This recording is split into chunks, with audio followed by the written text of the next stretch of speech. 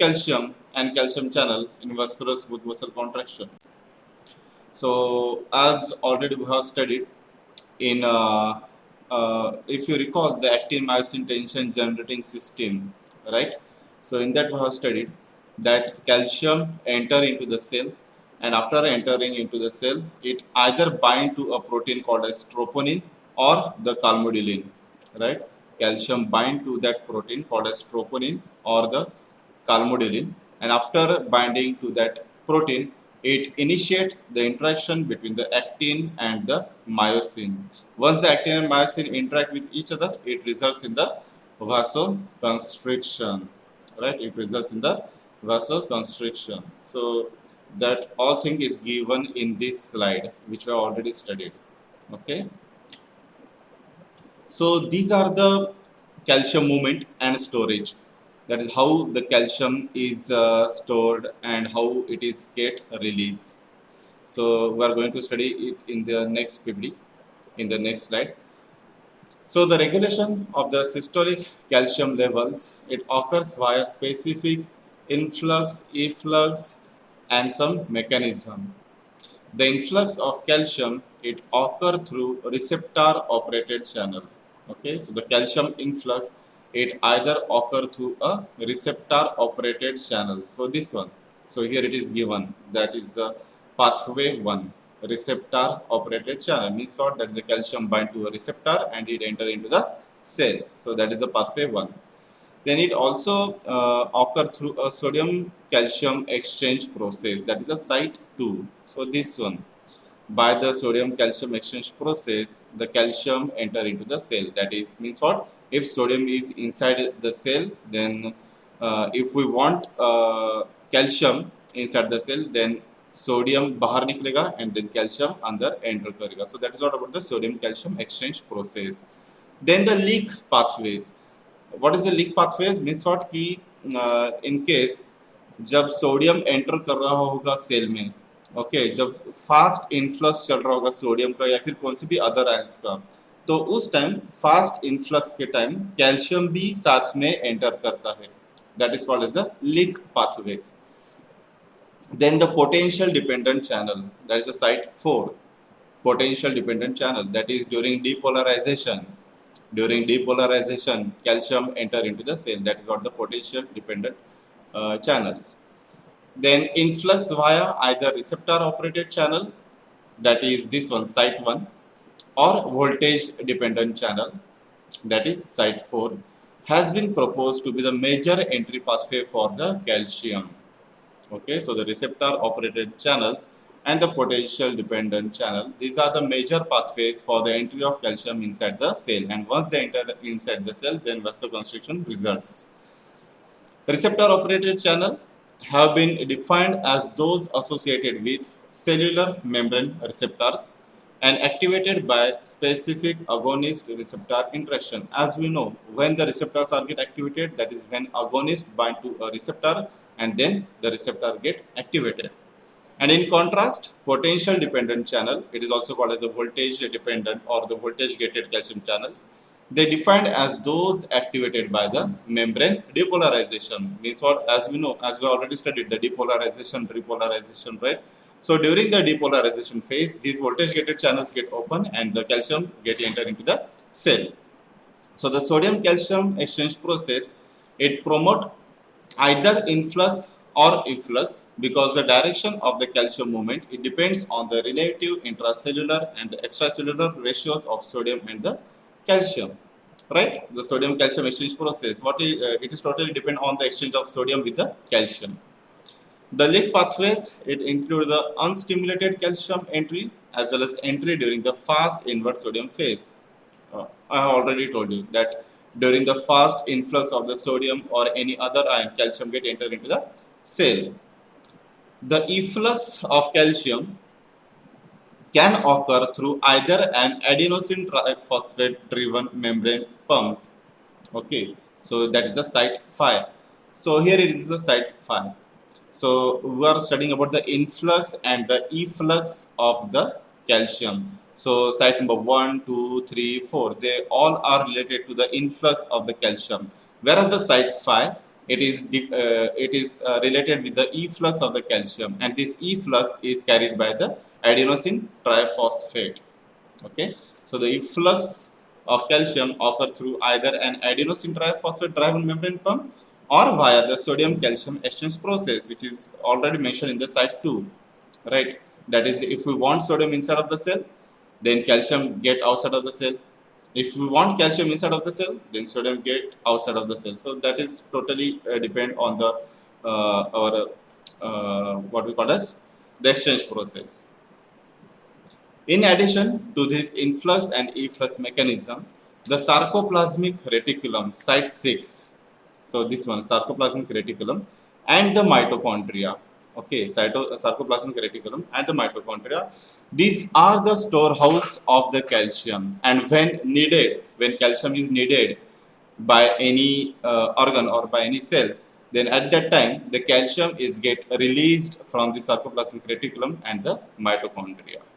Okay, so this is what all about the influx and the efflux of the calcium movement, and it's related to the storage. So the calcium is stored over here. Calcium is stored in the sarcoplasmic reticulum as well as in the mitochondria, and when it is needed, then it is get released from the sarcoplasmic reticulum and the mitochondria. Okay, the pharmacologic class of agent known as calcium channel blockers produces their effect through interaction with the potential dependent channel. To date, there are 6 functional subclasses of the calcium channels, that is T, L, N, P, Q, R. So these are the subtypes of the calcium channels. These types differ in their location and function, and they divided into the 2 major groups. Depending on their location and the function, these calcium subtypes, that is the T, L, N, P, Q, R, they are divided into the 2 major groups. One is the LVA, that is the low voltage activated channels, and the HVA, that is a high voltage activated channel. As the name suggests, what does the name suggest? That is these LVA channels, they are get activated only by the low current, or we call as low voltage, and the high voltage activated channel, as the name suggests, they are activated by the high voltage. Okay, so of the 6 types, only the T channel, it is rapidly activated. Okay, so the T channel, it is rapidly activated. So it come under what? It come under the LVA, that is a low voltage activated channel, as it is rapidly activated. And again, it is inactivated with small changes in the cell membrane potential. So thus, this T subtype of calcium channel, it is come under the LVA channel. All of the other types of channels, that is remaining, that is L, N, P, Q, R, they require a larger depolarization and are thus designated as HVA, that is the high voltage activated channels. The L channel is the site of action for currently available calcium channel blockers, and therefore has been extensively studied, as we have already studied this part in the anti-anginal agent. That is the L channel, currently available calcium channel blockers, they act on this L subtype of the calcium channel. The L subtype calcium channel, it is located in the skeletal, cardiac and the smooth muscle, and it involved in organ and vessel contraction within the cardiovascular system. Okay, whereas the N channel, as the name suggests, N means what? Neuron. So this N channel is found in the neuronal tissues. The functions, sensitivities and properties of other 3 types of channels are not well known. That is regarding the PQR. So the properties, functions of these channels, they are not well known. The P channel has been named for its presence in the Purkinje cells. P for Purkinje cells. Whereas Q and R channels have been characterized by their abilities to bind to certain polypeptide toxins. So L channel, now we will focus on the L channel, as all these calcium channel blockers, they bind to this L subtype of the calcium channel. So the L channel is made of 5 subunits. It is a pentameric complex. It is made up of alpha 1, alpha 2, beta, gamma and delta polypeptides, right? So what was studied in the anti-angiogenic agents, that there is they form a type of well. They form a type of well. So these calcium ions, they pass through that well and they enter into the cell. The well is surrounded by the alpha 1 subunits, and later on to the adjacent to the alpha 1 subunits, alpha 2, beta, and gamma and delta subunits are there. So through the alpha 1 subunit, the calcium ions pass and enter into the cell. Calcium channel blockers. So the identification of compounds that block the inward movement of calcium through slow cardiac channels, it occurred in the early 1960s. So the agents are which block the calcium channels. The agents are verapamil and the other phenylalkyl amines. So these agents block the inward movement of calcium through the slow cardiac channels. So this is found in year 1960s. Further investigation, it is revealed that these agents, that is the verapamil and the other phenylalkylamines, they mimic the cardiac effect of the calcium withdrawal. They reduce contractile force without affecting the action potential. Okay, so these agents, verapamil and the phenylalkylamines, they first thing that is they block the inward movement of the calcium, as well as they withdraw the calcium ions from the cells. So there are two effects. The effect of this compound, the effect of this verapamil and the phenylalkyl amines, it is reversed. It can be reversed by the addition of the calcium. Okay, the effect of this verapamil and the phenylalkyl amines, it may be reversed. It may be reversed by the addition of calcium. Now, how the calcium is get added? That is the, as we already studied, the sarcoplasmic reticulum and the mitochondria. They are the storehouse of the calcium. So from there, if you give some agents, then they can release the calcium through the sarcoplasmic reticulum and the mitochondria. Subsequently, derivatives of verapamil as well as other chemical classes of compounds were shown to competitively block calcium movement through the slow channel, and thus they alter the cardiac action potential. Therefore, calcium channel blockers are also known as slow channel blockers, calcium entry blockers, and the calcium antagonist. So these are the chemical classification of the calcium channel blockers. So these calcium channel blockers are sub-classified into the four different classes. 1,4-DHP, if you recall the things that 1,4-DHP we have already studied in the anti-angiogenic agents, in that we have studied the amlodipine drug, right? So the calcium channel blockers are sub-classified into the four different classes. The first one is the 1,4-DHP. Example is nifedipine, amlodipine, nimodipine, serendipine, benidipine, ifosfamidipine. Then the second one is the phenylalkylamines, example is verapamil. Then the next one is the benzothiazepines, example is diltiazem. And the last class is the diaminopropanol ethers, example is the bipridil. So we are going to discuss one by one drug. So this is the general structure of the 1,4-DHP, right? This is the general structure of the 1,4-DHP. So this is the general structure of 1,4-DHP, and the drugs are amlodipine, nicardipine, nifedipine, and the nimodipine. And these are the various substitutions at the R1, R2, R3, and the X. So here R1, R2, R3, and the X. So again, we'll discuss the SAR of the 1,4-DHP in short. So what is the SAR? That is a substituted phenyl ring at the C4 position of the 1,4-DHP, it is mandatory. And this C4 substitution with a small non-polar alkyl or cycloalkyl group decreases the activity. Okay, so this C4 substitution is of a heteroaromatic ring such as pyridine, right? So this ring should be a heteroaromatic ring, okay, like pyridine.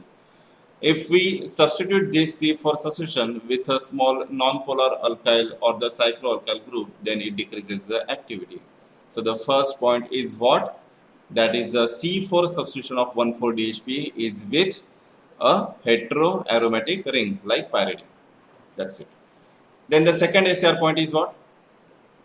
This phenyl ring or the heteroaromatic ring, it is substituted with some electron withdrawing groups, right? So the phenyl ring substitution, so the phenyl ring substitution X is important for size and position rather for electronic nature. Compounds with ortho or meta substitution possess optimal activity, whereas those that are unsubstituted or that contain a para substitution show a decrease in activity, despite the fact that all commercially available 1,4-DHPs have electron withdrawing ortho or meta substituent. This is not absolute requirement. Compound with electron donating group also shows good activity. The importance of ortho and meta substitution is to provide sufficient bulk to lock the receptor or to lock the enzyme. So this is what about the second point. So to summarize, second point of SR is what? That is this X, the phenyl ring or the heteroaromatic ring, which is present at the carbon number 4 of 1,4-DHP, it is substituted with some electron withdrawing or electron donating groups. But currently available, marketed 1,4-DHPs, they contain the electron withdrawing ortho or the meta substitution. So the substitution should be at the ortho or at the meta position. If the substitution is at the para substitution, then the activities get decreases, and if this ring, if it is unsubstituted, then also the activities get decreased. Then the third point is 1,4-DHP ring is essential for activity. So this ring which is present at the top of this phenyl ring. So this 1,4-DHP ring, it is mandatory for the activity. Substitution at the N1 position. So if we substitute this nitrogen, so this is the 1,4-DHP ring. So if we substitute this nitrogen, then it decreases the activity. Okay, so if we oxidize this 1,4-DHP ring, then it results in the formation of the piperidine. If you reduce this 1,4-DHP, then it results in the formation of the pyridine ring. Then so if 1,4-DHP is either oxidized or if it is get reduced, then the activities get decreased. So the mandatory criteria is what? The ring should be a 1,4-DHP. Then the next point is C3 and C5 position. Regarding the C3 and the C5 position, so the ester group should be present at the C3 and the C5 position. So this is the third position and the fifth position. So at this position, ester group we require for the activity. Other electron withdrawing group show decreased antagonist activity and may show agonist activity. So we want antagonist activity, right? Because we have to block the entry of the calcium. We want to block the entry of calcium. So if the ester group is get replaced with another electron withdrawing group, then it show the agonist activity. For example, the replacement of the C3 ester of esteradipine with a nitro group produces a calcium channel activator or agonist. So ester group is mandatory. So that is the fourth point. Then the next point is what? That is when the esters at the carbon number 3 and carbon number 5, if they are non-identical, then the carbon number 4 becomes chiral. So if the esters at third position and the fifth position, if they are non-identical, then this carbon, it becomes the chiral. And stereoselectivity between the enantiomer is observed. Additionally, evidence suggests that C3 and C5 positions of 1,4-DHP ring are not equivalent position. Crystal structure of nifedipine, which is a symmetrical 1,4-DHP, shows that carbon number C3 carbonyl is syn-planar to the C2-C3 bond, but the C5 carbonyl is anti-periplanar to the C5-C6 bond. So here it is given, right? So this one is the C3 carbonyl. So it is syn-planar to this double bond, to this carbon number 2 and 3 double bond. Means what? this carbonyl oxygen direction is towards the double bond, whereas this carbonyl oxygen is anti-periplanar, means the double bond between the carbon number 5 and 6, it is opposite to this carbonyl oxygen, so it is called as anti-periplanar and this is called as a synplanar. With the exception of amlodipine, with the exception of the amlodipine, all 1,4-DHP have C2 and C6 methyl group. Okay, so note it down in your notebook that except amlodipine, all the 1,4-DHP they have the methyl group at carbon number 2 and the carbon number 6 position. The enhanced potency of amlodipine suggests that 1,4-DHP receptor tolerate larger substituents at this position and that enhanced activity obtained by altering this group. Okay, so this is what about the ACR points of the 1,4-DHP. This is how the, if we oxidize this 1,4-DHP, then it results in the formation of pyridine ring, which is the inactive drug of the nifedipine. So the 1,4-DHP is the mandatory criteria to show the calcium channel blocker activity. Mechanism of action, it is same as we know, that is all the 1,4-DHP they block the entry of the calcium by blocking the L-type calcium channel. So over here it is mentioned. Okay, so check it out later on. So the first drug of the 1,4-DHP is the nifedipine. Okay, the drug is the nifedipine. So ACR we already studied. So to this drug, the position 2 and 6, they are unsubstituted with an alkyl group that may play a role in the agent's duration of action. In addition, position 3 and 5, which are the ester groups. So at position 3 and 5, carboxyl group protect the ester functional group. Depending on the type of ester used at this site, the agent is distributed to various parts of the body. Finally, position 4, it requires aromatic substitution possessing electron withdrawing group either at position ortho or at the meta position. Okay, so this is a structure of nifedipine. We'll check out the IPC nomenclature. If you recall the IPC nomenclature, then this is what this contains the ester functional group. And how will nomenclate the ester? That is the alkyl alkanoate. How the alkyl alkanoate? What is the general formula of the ester? That is the RC11O OR dash. So first we nomenclate the alkyl group which is present at the oxygen. That is RC11O OR dash. OR dash. So what is the R dash alkyl group is there? So first we nomenclate that alkyl group and that and then later on alkanoate. So this is what the IPC nomenclature of the ester, that is alkyl alkanoate. So here in this case, we'll start the IPC nomenclature from this methyl group. So the methyl group which is present on third position and the methyl group which is present on the 5th position. So it is 3,5-dimethyl. Okay, so it is 3,5-dimethyl, then 2,6-dimethyl, then 4-2-nitrophenyl. Then the name of the ring is what? That is the 1,4-DHP, means what? 1,4-dihydropyridine, and later on last 3,5-dicarboxylate. So this is what IPC nomenclature of the nifedipine. In the anti-anginal agents also I have told you that we cannot collectively call this as the 3,5-2,6 tetramethyl, right? In the anti-anginal agent we already discussed that we cannot nomenclate this collectively as 2,3,5,6 tetramethyl, because first we have to nomenclate those methyl groups which are attached to the oxygen. So then it becomes the IPC nomenclature alkyl alkanoate, and hence we will differentiate the alkyl groups, that is the 3,5-dimethyl, then later on 2,6-dimethyl, and then later on 4-2-nitrophenyl, 1,4-DHP, 3,5-dicarboxylate. So this is what about the nifedipine. Then the two inactive metabolites are the major products of the nifedipine metabolism and are found in the equilibrium with each other.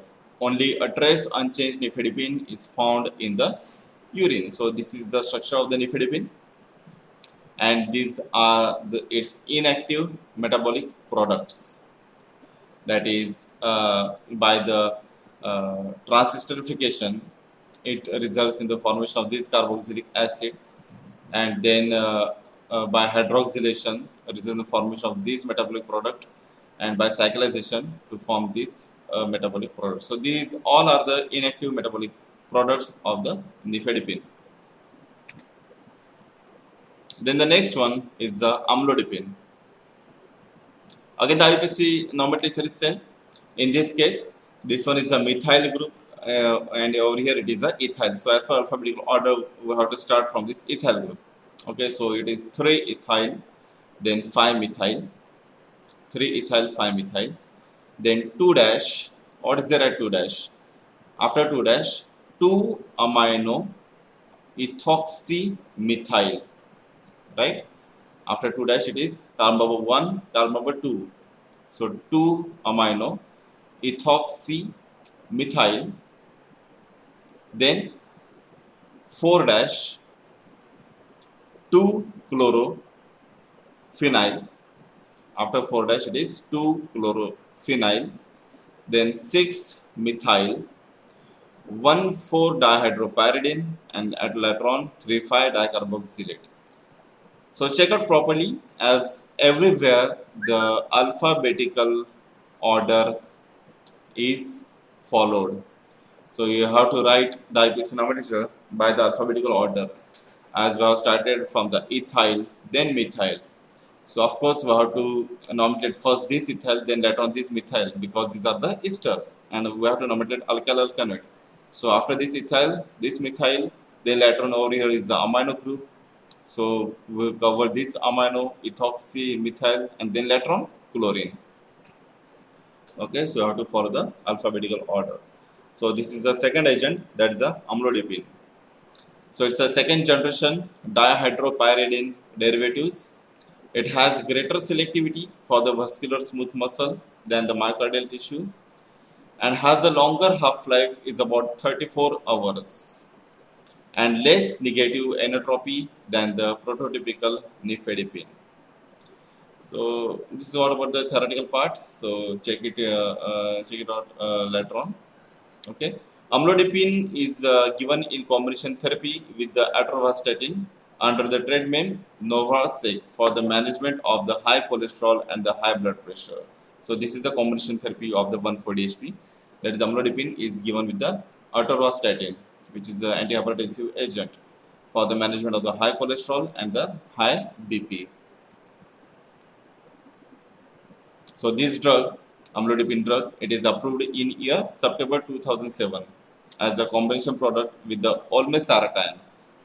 The brand name is Azhar, which is an angiotensin II receptor blocker for the treatment of the hypertension. So these few are the combination therapy. One is the amlodipine olmesartan, other one is the amlodipine and the atorvastatin for the treatment of the hypertension. Then the next agent is the nimodipine. Next one is the nimodipine. So over here, again, first we have to nomenclate the esters, which is present at the 3rd and the 5th position. So over here it is little bit complicated, but it's a ester, as C double O group is there, so it's a ester. But what is the name of this ester? So 3 dash 1 2 3 3 dash, then carbon 1, carbon 2, 2 dash, methoxy, then ethyl. Don't nominate it as a ethoxy. Methoxy and then ethyl. Don't nominate it as a ethoxy, because if we nominate it as a ethoxy, then we cannot nominate it as a carboxylate, right? So methoxy ethyl, then 5 dash. Now this is a carbon, and to this carbon there are 2 methyl groups are attached.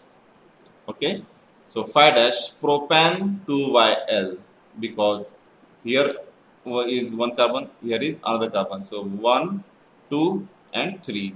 So 3 carbons in a chain, and these substituents are attached to the second carbon. So it is propan 2YL. Then 2,6 dimethyl, 4 dash, 3 nitrophenyl, 1,4 DHP, 3,5 dicarboxylate. Nimodipine is another dihydropyridine calcium channel blocker, but it differs in that it dilates the cerebral blood vessels more effectively than do to the other dihydropyridine derivatives. Then the next one is the cilindipine. Next agent is the cilindipine. Now the structure is same, only it is mentioned little bit by the different way. Okay, in the previous structure, the 1,4-DHP ring is at the top of this phenyl ring. Now over here, the phenyl ring is top on the 1,4-DHP ring. Otherwise, the structure is same. Only it is briefly mentioned. Okay, it is briefly drawn. So the IUPAC nomenclature is like again we'll start from the third position. Okay, so 1, 2, 3, 3 dash, 1, 2, 2 dash, methoxyethyl. Okay, methoxyethyl. Then at 5 dash, 1, 2, 3, phenyl, prop-2-in, because there is a double bond between carbon number 2 and 3. So it is prop-2-in 1YL. Because ये जो भी propyne है, propyne का कौन सा carbon substituents को attach है, that is the first carbon and hence it is prop-2-in 1YL. Then 2,6-dimethyl, 4 dash, 3-nitrophenyl, 1,4-DHP, and the remaining portion, that is the 3,5-dicarboxylate. So this is what about the cilindipine. Okay, it is cilindipine. Then the next drug is the benidipine. The next drug is what? That is the benidipine. So we'll nomenclate the structure. So again we'll start from the third position. So 1, 2, 3. So 3 dash, 1. No, this one is the first one. 1 dash benzyl. This whole group benzyl piperidine 3YL, because the numbering of piperidine start from this nitrogen. So benzyl piperidine 3YL, the numbering is 1, 2, 3. Benzyl piperidine 3YL. Then 2, okay, 2, then 5, 6 trimethyl. Now in this case, they have considered this methyl group along with the other substituent. So it is better to nominate it in a different way, as I have mentioned earlier. That is, the IUPAC nomenclature should be 3 dash, 1 benzyl piperidine 3YL, then later on 5-methyl,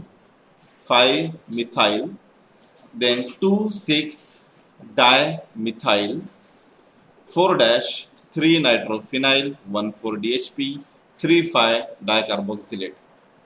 So make a correction in this IUPAC nomenclature. Okay, so what is the IUPAC nomenclature? So it is 3 dash, 1 benzyl piperidine 3YL, later on 5-methyl, then 2,6-dimethyl, 4 dash, 3-nitrophenyl, 1,4-DHP, 3,5-dicarboxylate. This should be the IUPAC nomenclature of the benidipine. Then the next drug is the ifosfamidipine. The next drug is what? That is the ifosfamidipine. Now again, this is a little bit complicated structure of ifosfamidipine. So we have to nominate it. So this is the first position. So 1, 2, 3. Okay, 3 dash. Then 1, 2, 2 dash. Then benzyl phenyl amino ethyl, then 5 dash 5 dimethyl 2 oxo 1 3 2 dioxaphosphenane. So the numbering of this phosphenane ring is start from this oxygen. So it is 1 2 3 4 5. Okay, so it is 1 3 2 dioxaphosphenane 2YL,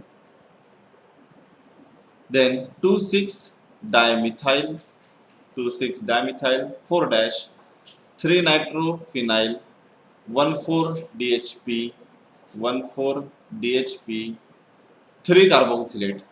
Okay, so it is what 3 carboxylate, not about the 3,5 dicarboxylate.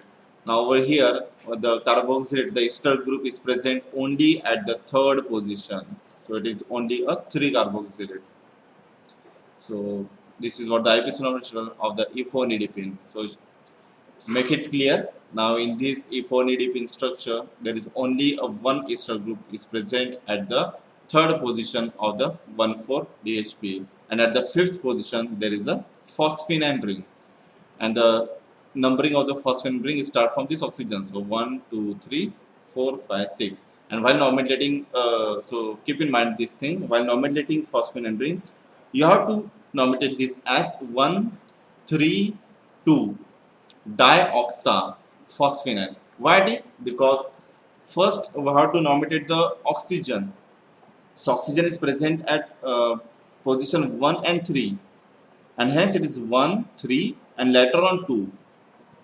Okay, don't nomenclate it as a 1 2 3 dioxaphosphenane. If you call it as a 1 2 3 dioxaphosphenane, then it is considered that the oxygen is present at the position first and the second. So you have to give the proper numbering, or you have to